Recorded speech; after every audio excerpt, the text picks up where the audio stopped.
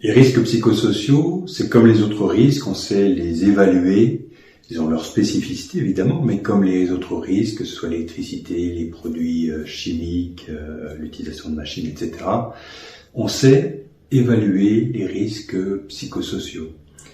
Et je vois souvent dans le regard de mes interlocuteurs une petite inquiétude. Qu'est-ce qu'il va trouver ? J'ai pas de risques psychosociaux chez moi, alors que partout il y en a de différentes natures, et l'objectif c'est de les évaluer justement et de savoir quel est le niveau de criticité. Sur les risques physiques par exemple, vous avez une personne qui utilise un cutter pour ouvrir des cartons tous les jours.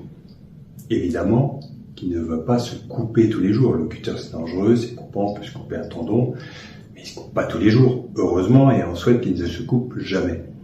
Les risques psychosociaux, c'est exactement la même chose. On peut être soumis à des risques sans pour autant être blessé, sans pour autant être en difficulté. Je donne un exemple. Souvent, je fais face à des cadres qui travaillent plus de 50 heures par semaine, par exemple.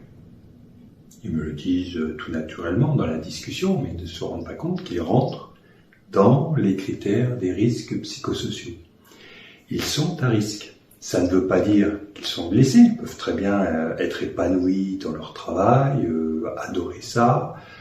Tout va très bien. Donc il n'y a pas de conséquences immédiates, mais le fait de travailler beaucoup en termes d'heures de façon permanente, il y a aussi ce critère-là, c'est un risque. C'est-à-dire qu'un jour, si la situation évolue, en termes d'organisation, de problématiques qui tout à coup rend le travail plus difficile, eh bien, on peut se retrouver avec un cadre en difficulté. Donc, tout l'objet, c'est d'identifier ces situations pour s'assurer qu'elles ne dégénèrent pas un jour, parce qu'un cadre sur le carreau, arrêté à la maison parce qu'il n'en peut plus, il fait un burn-out, ce n'est jamais bon, ni pour lui, évidemment, première chose, mais aussi pour l'entreprise.